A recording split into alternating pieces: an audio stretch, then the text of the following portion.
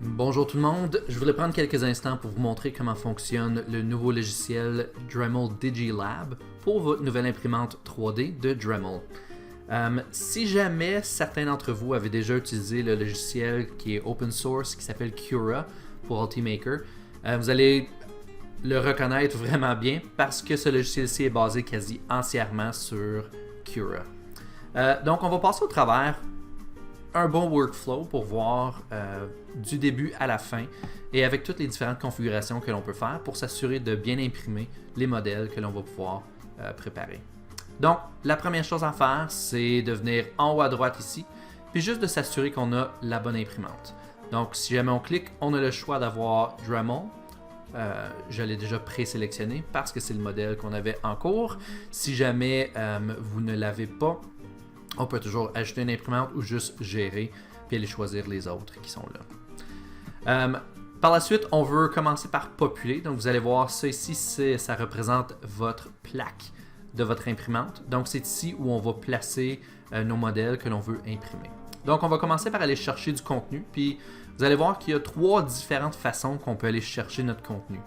La première serait juste de cliquer sur « Ouvrir un fichier ». Puis, on va aller dans notre ordinateur chercher les fichiers. On peut venir sinon sur « Fichier », ouvrir les fichiers, si on est un traditionnel du PC. Ou sinon, même pour le rendre encore plus simple, on peut tout simplement prendre un fichier de notre réservoir, puis venir le déposer directement sur la plateforme. Donc, beaucoup de façons très simples de rajouter du contenu. Maintenant, juste pour naviguer la plateforme, parce qu'on veut peut-être s'assurer que tout est beau, avec votre souris, si vous faites un clic de droite, on le garde enfoncé, on peut justement se promener d'un bord et de l'autre. Mais là, peut-être que je veux voir en dessous, puis je veux être en mesure de faire un petit zoom. J'utilise la petite roulette sur ma souris. Mais j'aimerais voir... Eh boy! Oh! Puis si jamais je fais ça, voyez-vous comment est-ce que je n'ai pas le bon angle. Donc, ce que je peux faire, c'est que je pèse Shift et clic de droite. Puis je vais être en mesure de glisser, donc faire un pan de ma forme. Puis là, après ça, je peux continuer avec un clic de droite, puis faire la rotation par la suite. Donc, Shift, clic de droite te permet de faire un pan, donc juste glisser. Puis, clic de droite uniquement va te permettre de faire une rotation sur ta plaque. La roulette de ta souris va faire un zoom, dézoom. Donc, ça vous permet de vraiment voir côté à côté, puis on peut vraiment explorer la forme vraiment bien comme on est ici. Maintenant, vous allez voir ici, j'ai créé juste une petite clip pour gérer tous les fils de mon ordinateur pour pas que ça traîne par terre. Donc, on peut la gripper. Peut-être que j'aimerais les doubler. Peut-être que j'aimerais les rapetisser, les grandir. Puis, c'est justement ce que je vais vous montrer comment faire. Donc, premièrement, si je veux le doubler, je peux réellement tout simplement sélectionner ma forme. Puis, je peux faire un CTRL-C, CTRL-V. Puis, je peux copier la forme. Sinon, mais je peux faire un clic de droite directement dessus. Puis, je peux multiplier le modèle sélectionné. Puis combien de copies est-ce que je veux faire? Mettons que j'en veux 3. Et ces objets-là vont tout simplement se rajouter sur la plaque. Là, vous allez voir, j'ai choisi d'en rajouter 3. Présentement, comme ils sont placés, la troisième, il n'y a pas de place. Donc, automatiquement, le logiciel l'a placé à côté. Si jamais je voulais faire de la place pour ce quatrième-là, tout ce que je pourrais faire, dans le fond, ce serait de sélectionner chacune de mes formes. Donc, je peux faire Shift, sélectionne, sélectionne, sélectionne et sélectionne. Et maintenant, pour jouer avec les objets sur la plaque, je vais choisir le contenu qui est ici. Essentiellement, si jamais je veux les bouger, tout ce que j'ai à faire, c'est que je peux le sélectionner et le glisser avec ma souris. Mais je peux aussi, d'un autre côté, si je veux être un petit peu plus précis, je peux manipuler les flèches. Donc, les bouger juste comme ça. Mais vous allez voir, c'est allé un petit peu aléatoire. Mais en faisant ça, ce que je peux aussi faire, pour rendre ça un petit peu plus simple, je vais juste supprimer ces modèles-ci. Pour rendre ça un peu plus simple, si je sélectionne, vous allez voir que je peux maintenant utiliser les boutons qui sont ici. Donc, en premier, si je clique sur le premier bouton qui est ici, c'est pour déplacer. Donc, je peux choisir d'être extra précis, puis de dire sur l'axe des X. Là, on va revenir un peu aux bases de mathématiques. L'axe des X, c'est l'axe rouge ici. L'axe des Y, c'est pour un mouvement qui est à la verticale, comme ça. Puis l'axe des Z, c'est comme si on veut sortir de la plaque, donc c'est qu'est-ce qui monte de haut en bas. Donc dans ce cas-ci, j'aimerais que mon objet se déplace sur l'axe des X. Mettons que je veux qu'il s'en aille de 100 mm, ben, il va s'en aller complètement à l'autre bout. Donc c'est en 10 cm. Donc vous voyez, il y a quand même beaucoup de façons de le bouger. C'est vraiment à vous de choisir ce que vous voulez. Prochaine chose qu'on peut faire, c'est vraiment le mettre à l'échelle. Ça, c'est assez intéressant aussi parce que ça nous permet de prendre un modèle puis peut-être le réduire ou le grossir selon nos besoins. Mais on peut aussi faire des choses intéressantes. Dans ce cas-ci, vous allez voir que j'ai échelle uniforme. Ça veut dire que par défaut, c'est coché parce que si jamais je choisis que l'axe des X, je veux le descendre à 75% de les dimensions que j'ai présentement, si je clique sur ça, eh bien, toutes les autres dimensions vont réduire à 75% parce que j'ai choisi échelle uniforme. C'est utile quand je veux garder les dimensions de ma forme, mais peut-être que dans mon cas, j'avais bâti cette forme-ci pour une table spécifique, mais je me rends compte que j'ai créé une nouvelle table puis j'ai besoin de moins d'espace ici parce que la clip va pogner ici. Donc, je veux peut-être réduire uniquement sur l'axe des Y. Donc, je veux réduire de ce côté-ci. Donc, je peux enlever échelle. Ajustement à échelle simplifiée, c'est que ça m'enlève par incrément, par degré de 15 à la fois. Donc, on veut dire que je veux mettre ceci à 75, mais pas les autres. Si je fais ça, ça le réduit sur l'axe des Y, mais ça n'a pas touché les dimensions sur l'axe des Z. Donc, l'axe des Z qui est de la ton bleu. Ou sur l'axe des... Bon, voyez-vous pourquoi est-ce que le Shift est très utile? Ça nous permet de bouger comme ça. Donc, sur l'axe des Z, ça ne bouge pas. Ou l'axe des X non plus. Si jamais je voulais y aller manuellement, je vais y aller à l'œil, au pif, j'ai un œil de lynx, ben, je peux tout simplement prendre la flèche bleue ou le petit carré bleu et je peux diminuer mes dimensions juste comme ça, à mon goût. Ça me donne quand même mes mesures, donc ça me permet d'être précis. Mais si jamais, il y en a des fois, on est un peu plus visuel, donc on a besoin de manipuler pour mieux comprendre, ben, on peut faire ça plutôt que de juste jouer avec l'échelle. Maintenant, pour mon impression. Si jamais je choisis de l'imprimer, mais peut-être que quand je l'ai imprimé, il n'était pas tout à fait du bon côté. Donc, mettons que quand je l'ai créé dans Tinkercad, dans Fusion 360, je l'ai fait debout, comme ça.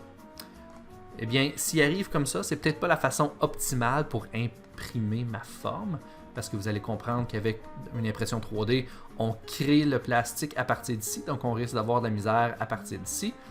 Ben, on veut peut-être le placer qui soit à plat au sol pour que ça soit plus simple. Donc, ce qu'on va faire avec ça, lorsqu'on clique sur faire pivoter, ben, on peut soit manipuler encore une fois les axes, donc on peut manipuler comme ça, on peut manipuler le bleu comme ça, ou on peut manipuler le vert comme ça aussi. On peut tout simplement aussi réinitialiser parce qu'on a trop joué avec, ou on peut tout simplement dire le mettre à plat, vraiment comme bon nous semble. Puis je vais recommander dans ce cas-ci, puisque c'est une forme qui est très simple, de le laisser à plat, c'est toujours la meilleure des façons. La dernière chose qu'on peut toujours faire, c'est une symétrie. Donc on peut, les flèches dans le fond, c'est tout simplement pour la faire pivoter, le miroiter, notre forme. OK. Donc, notre forme est à plat. On est content avec la forme. On l'a placée. Généralement, la placer au centre, c'est bien correct. Si jamais vous avez plusieurs formes, vous pouvez toujours choisir de les placer comme bon vous semble. On est content avec notre forme. On a joué avec les dimensions. On est bien content avec le contenu. Maintenant, ce qu'on va faire, on va aller jouer avec l'impression elle-même. Donc, la gestion de la création. Donc, la première chose qu'on va faire, vous allez choisir le matériel. Donc, on va gérer les matériaux. Puis, on peut aller choisir vraiment le contenu. On n'est même pas obligé de venir aussi spécifiquement que ça. On peut tout simplement choisir quel matériau est-ce que je veux de Dremel par défaut. Puis, on va choisir PLA. Généralement, dans les écoles, c'est le plastique qu'on utilise. C'est celui qui sent le sirop un petit peu sucré quand on fait l'impression. Donc, c'est celui-là qu'on a dans nos écoles. Ensuite, le profil. La question se pose en même temps, c'est quelle est l'intention de votre impression. Si on veut tout simplement prototyper, on veut juste imprimer rapidement, voir la forme, la dimension, ce que ça fait avec notre prototype, je recommande de faire une qualité moindre. Donc ça va imprimer plus vite. Chaque couche de plastique va être un peu plus épaisse. Donc ça va être un peu plus raboteux, mais la forme va être quand même précise. Ça va imprimer plus vite, prendre un peu moins de plastique. Donc, ça vaut peut-être la peine. Si jamais vous imprimez quelque chose qui est pour un produit fini, c'est certain que vous pouvez passer à une qualité supérieure. Remarquez que chacune des couches va être 0.1 mm plutôt que le 0.3. Ça va nécessairement dire que ça va prendre plus de temps à imprimer. D'accord? High speed, encore une fois, remarquez que high speed, donc quand on va rapidement, la couche est toujours plus épaisse parce que justement, le taux d'erreur qui peut résulter quand on va trop vite, c'est la même chose. Donc, on garde une vitesse lente. Donc, ce qui est là par défaut, c'est parfait. Haute qualité, si jamais vous avez un produit fini. Mais posez-vous toujours la question, quelle est l'intention de mon impression en ce moment, puis choisissez une des qualités en fonction. Donc, pour celui-ci, mettons qu'on va dans le milieu, je suis indécis. OK. Ensuite, on va passer à la grande question de l'impression, elle aussi. La première chose, c'est le remplissage. Si jamais j'avais une forme, tout dépendant de la forme que je voulais, dans le fond, celle-ci, c'est relativement simple, c'est des murs qui ne sont pas trop épais, mais je veux savoir le remplissage. Donc, à l'intérieur de ma forme, qu'est-ce que je veux qu'il se trouve? Si je le mets à 0, ça veut dire que ça va être comme un lapin de Pâques qui est vide à l'intérieur. Donc, j'ai la coquille en plastique, mais à l'intérieur, j'ai rien. Ça veut dire que ma forme va être peut-être très belle, mais elle ne sera pas nécessairement structurellement solide. Donc, c'est ici où on peut commencer à mettre du remplissage. Si on crée une forme qui est uniquement esthétique, 10 à 20%, c'est généralement standard. Puis le quadrillé, c'est un des plus rapides, un qui ne prend moins de filaments, si vous voulez, de plastique, mais qui est quand même structurellement solide. Là, plus votre forme va demander d'avoir des pressions, comme moi dans ce cas-ci, ça va être pendu à un pupitre, il va retenir des fils, donc structurellement, je veux qu'il soit solide.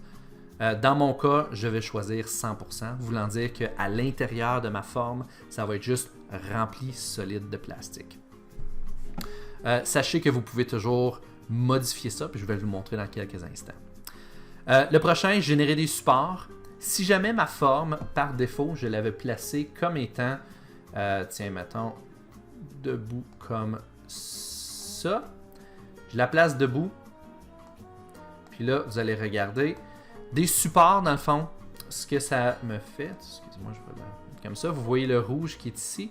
Ça veut dire que c'est un endroit qui est peut-être en crainte de tomber. Parce que quand on crée notre forme, on imprime une couche à la fois. C'est du plastique qui est chauffé à 200 degrés Celsius et qui refroidisse en l'instant d'une seconde. Par contre, entre le temps que le plastique est de format liquide à solide, il y a besoin d'avoir un support pour qu'il garde sa forme parfaite. Donc, la plaque ici serait parfaite. Là, quand on monte jusqu'à un angle d'environ 60 degrés, on serait correct. Mais vous voyez qu'à partir d'ici, c'est un peu trop que le plastique ferait tout simplement tomber. Puis il n'y aurait pas la chance de garder sa belle structure. C'est la raison pour laquelle on peut générer des supports qui seraient dans le fond comme si on mettait un manche à balai pour soutenir une planche avant qu'on puisse la clouer ou la visser si vous voulez. Donc ça va générer des grands filaments de plastique qui vont se bâtir, qui vont être plus minces, donc qui vont être faciles à s'enlever par la suite. Mais ça va être comme ces manches à balai qu'on place ou tes 2x4 que tu mets pour supporter ton plafond avant d'être en mesure de le visser comme il faut, si vous voulez. Ok, puisqu'elle est couchée, j'ai pas besoin d'avoir de support, donc je peux décocher ceci. Et le prochain, adhérence au plateau. Ça, c'est si jamais on veut s'assurer que notre forme soit vraiment bien collée sur la plaque sur laquelle on va l'imprimer, parce que du plastique, encore une fois, lorsque ça refroidit, a tendance à vouloir courber, donc se remonter. Donc on veut vraiment que la première couche soit solide, adhérée à notre plaque. Donc souvent ce qu'on peut faire, quand on clique sur adhérence au plateau, c'est que ça nous crée une plaque qu'on appelle un raft. Okay? C'est comme un tapis qui va coller à la plaque. Puis dans le fond, notre forme va être bâtie à partir de ce tapis-là, ou le raft. Dans notre cas, on n'en a pas nécessairement besoin parce que c'est une forme qui est relativement simple. Par contre, je recommande tout de même pour vos impressions de le tester. Puis souvent, c'est toujours, comme on dit, better safe than sorry. Donc toujours mieux prévenir que guérir par la suite ou gaspiller une impression. Donc moi, je le laisse généralement allumer celui-ci. Ça vaut la peine. Si jamais c'est trop simpliste, puis vous voulez peut-être personnaliser un petit peu plus vos recommandations, vos configurations de l'impression, on peut cliquer sur personnaliser juste ici. Puis là, ben, vous pouvez entrer vraiment en détail, aller choisir la hauteur de la couche, on peut le personnaliser. La coque, dans le fond, ça c'est juste les parois extérieures, donc le chocolat de votre lapin en chocolat. Ton remplissage, en ce moment je l'ai mis à 100%, mais je peux choisir quel format de remplissage en même temps aussi que je veux faire. Ok, motif de remplissage, si je choisis celui-ci, ça c'est de mes paramètres, je peux le rajouter ici comme étant soit zigzag, pardon. Je peux aller chercher motif de remplissage. Donc, qu'est-ce que je veux avoir? Des grilles, des lignes, triangles, cubiques, peu importe. On pourrait toujours faire une petite expérience de physique ou de science, voir lequel de ces formes-là nous donne la meilleure structure. Ça serait pour une prochaine fois. Ensuite, on peut choisir les matériaux. À quelle température est-ce qu'on veut le faire imprimer? Le PLA, généralement, va fonctionner à entre 205 et 215 degrés Celsius. Le plateau lui-même, s'il est chauffant, 60 degrés d'habitude, c'est vraiment bon, puis ça l'aide à adhérer à la plaque. Puis d'habitude, comme je vais aller voir, vitesse et tout, vous pouvez le laisser à la configuration qui est déjà là. Par contre, si jamais vous voulez avoir quelque chose qui est peut-être un peu plus précis, vous pouvez toujours baisser la vitesse d'impression un petit peu plus lent que ça. Ça va parfois juste vous donner une précision supplémentaire. Mais c'est toujours à garder en tête. Supports qui sont ici, on peut aller modifier tes supports tout dépendant de l'impression que tu as. Lorsqu'on est prêt, tout ce qu'on a à faire, c'est venir cliquer sur Préparer. Là, puisque l'imprimante n'est pas branchée directement pour moi en ce moment, tout ce que je vais faire, c'est enregistrer le fichier. Puis dans le fond, je peux le sauvegarder en tant que fichier G-code qui va être que je pourrais mettre sur une clé USB, sur une carte SD et brancher directement dans l'imprimante. Donc, même pas avoir besoin d'avoir une imprimante, un ordinateur de brancher à l'imprimante. Je peux l'envoyer directement comme ça. Exactement comme on pouvait faire avec la MakerBot dans nos écoles aussi. Donc, moi, je ne suis pas obligé de le faire, mais si j'avais l'imprimante, je l'aurais directement d'ici. Puis là, je pourrais monitorer l'impression à partir d'ici et en voir les paramètres en même temps aussi. Donc, c'est une première vue, c'est rapido, j'espère que ça vous a aidé. Puis, si jamais vous avez des questions supplémentaires, n'hésitez pas à me les poser. Si jamais vous voulez me montrer vos impressions, n'hésitez pas non plus à me faire part de vos succès et des petits apprentissages que vous faites en même temps. Donc sur ce, je vous souhaite une excellente journée. On se reparle bientôt.